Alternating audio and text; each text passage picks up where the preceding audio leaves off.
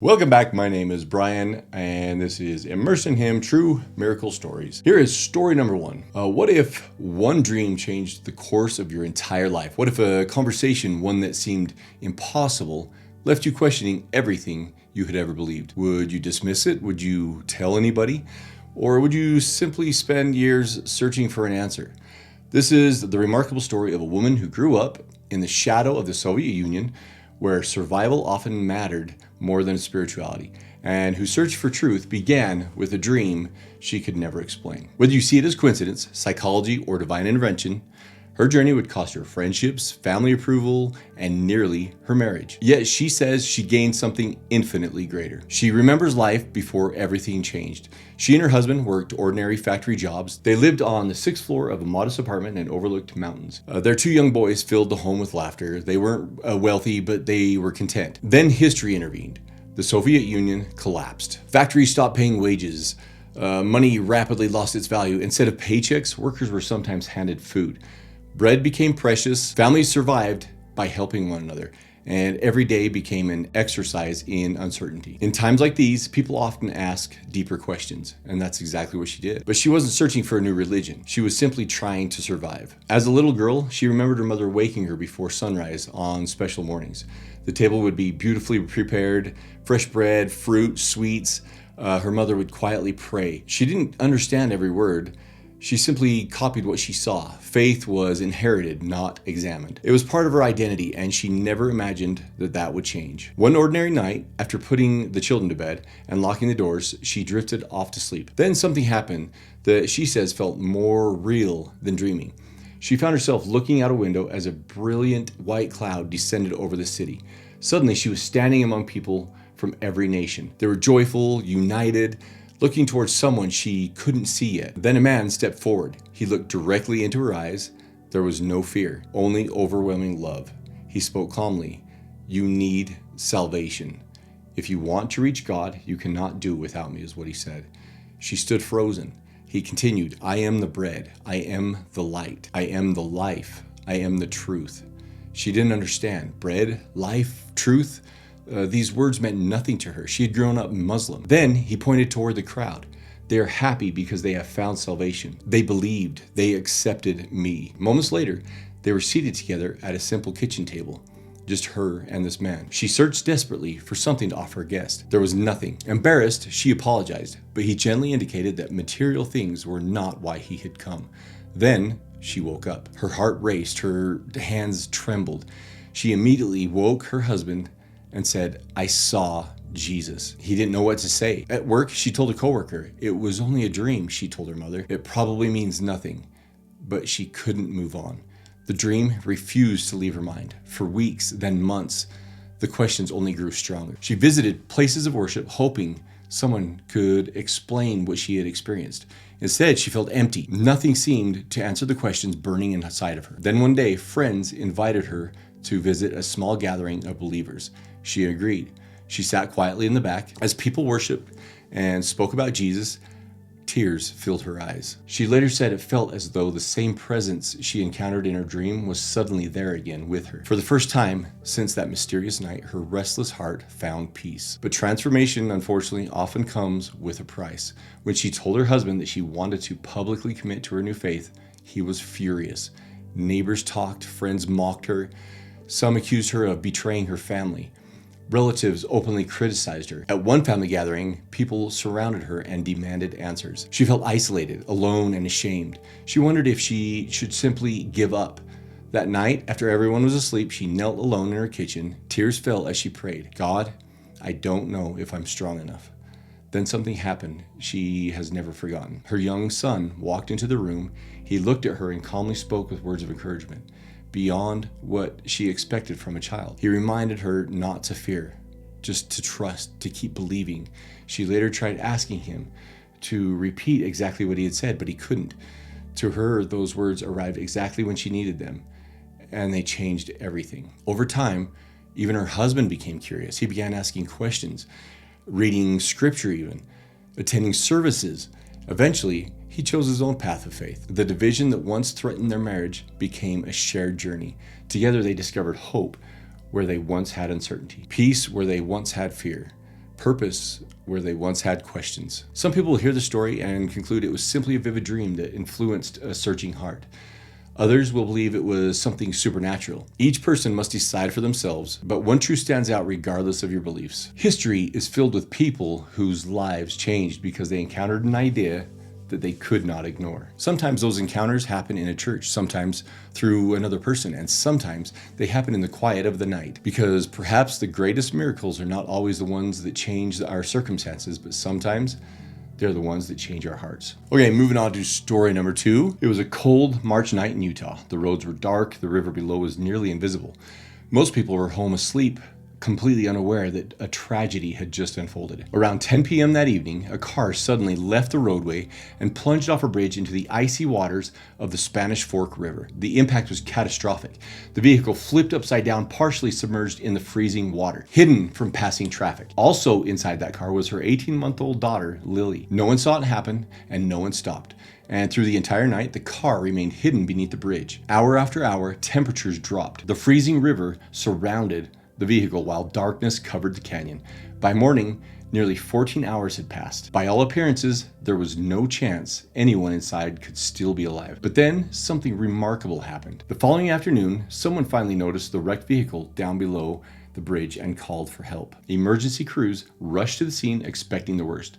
An upside-down vehicle submerged in freezing water. After 14 hours, there would almost certainly be no survivors. As officers approached the car, they suddenly heard something. It was a voice, not a baby's cry. It was an adult woman's voice. Several of the first responders later recalled hearing someone calling for help inside of the vehicle. Some described hearing the words similar to "help me," or "someone is stuck." Immediately, everything changed. The officers began shouting back, we're coming," believing someone was still alive. They rushed towards the wreckage with renewed urgency. The car was difficult to reach. It rested upside down, partially in the river, making every second count. Rescuers worked frantically to flip the vehicle over. Then they made an astonishing discovery. There was no conscious adult, no woman shouting inside. Jennifer, the driver, had died in the car crash many hours earlier. But in the back seat, still strapped securely into her car seat, hung a tiny little girl, 18-month-old Lily. She had been suspended upside down for approximately 14 hours. Her face was only inches above the freezing water. She was unconscious, severely hypothermic, barely clinging to life. The rescuers immediately pulled her from the vehicle and rushed her to the hospital. Against all expectations, she survived. Medical experts later described her condition as extraordinary.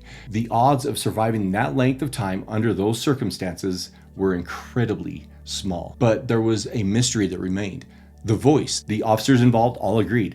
They had heard what sounded like an adult woman calling for help. Yet Jennifer had died upon impact, and Lily herself could not have produced those words. She was only 18 months old. She wasn't speaking in full sentences. She didn't sound like an adult woman. More importantly, she was unconscious when rescuers arrived. Some point to the body camera recordings, saying they can hear what sounds like a faint female voice before officers respond. Others believe the sounds are open to interpretation, influenced by the noise of rushing water, echoes, or human perception in a stressful situation. No definitive explanation has ever been established, but for the officers who were there, this experience left a lasting impression. Many have said they truly believed someone was inside that car calling for help. Whether it was an unexplained acoustic phenomenon or something beyond human understanding, no one can say for certain. What we do know is this: a little girl who should not have survived was found alive after spending an entire freezing night upside down in a wrecked car. And moments before rescuers reached her, several officers believe they heard a woman pleading for help. For many people, this story is more than an incredible rescue. It's a reminder that love doesn't always end when life does.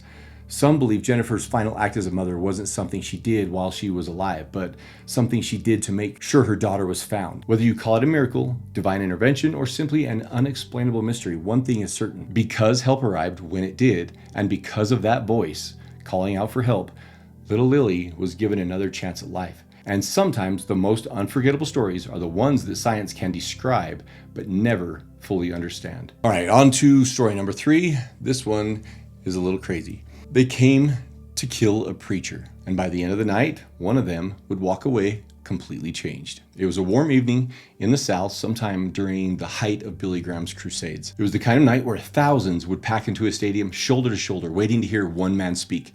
Some came searching for hope. Some came out of curiosity.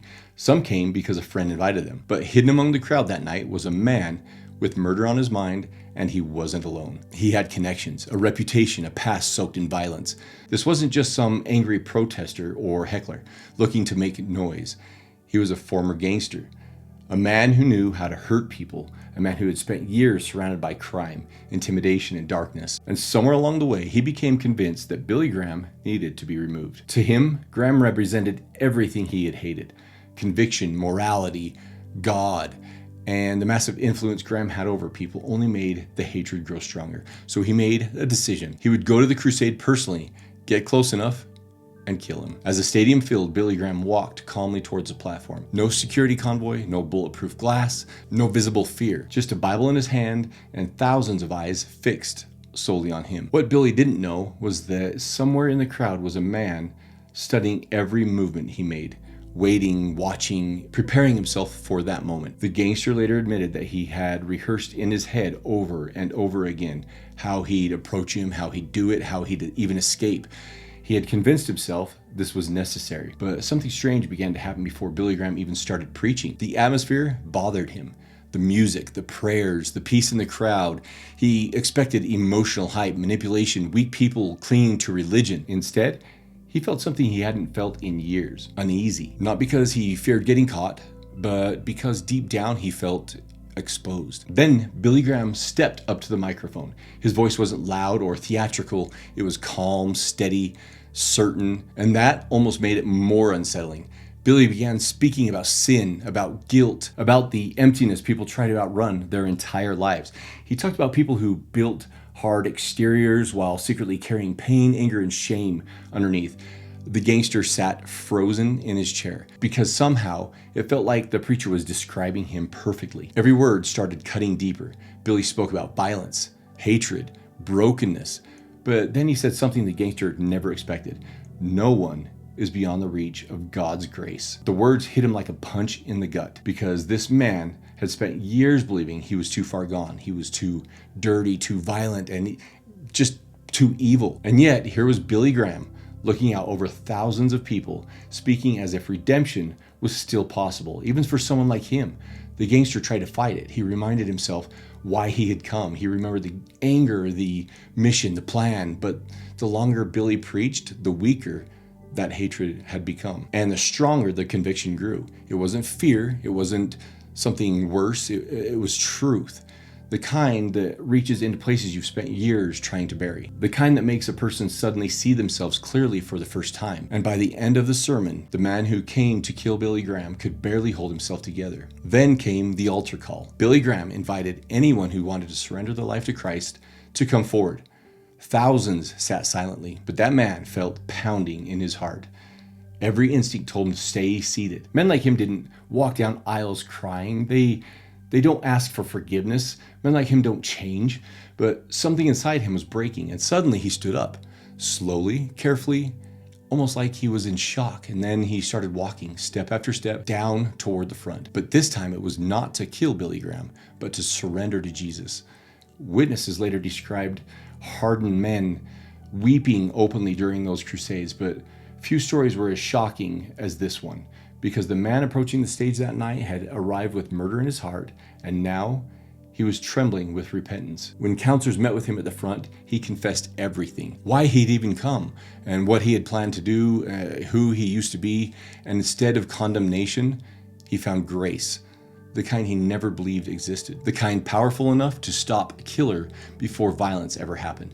Years later, the former gangster would continue sharing his testimony, not about how he almost killed Billy Graham, but about how God changed him before he ever got the chance. Because sometimes the greatest miracle isn't surviving violence, it's watching hatred transform into redemption. And on that night, the man who came to end a life walked away with a completely new one.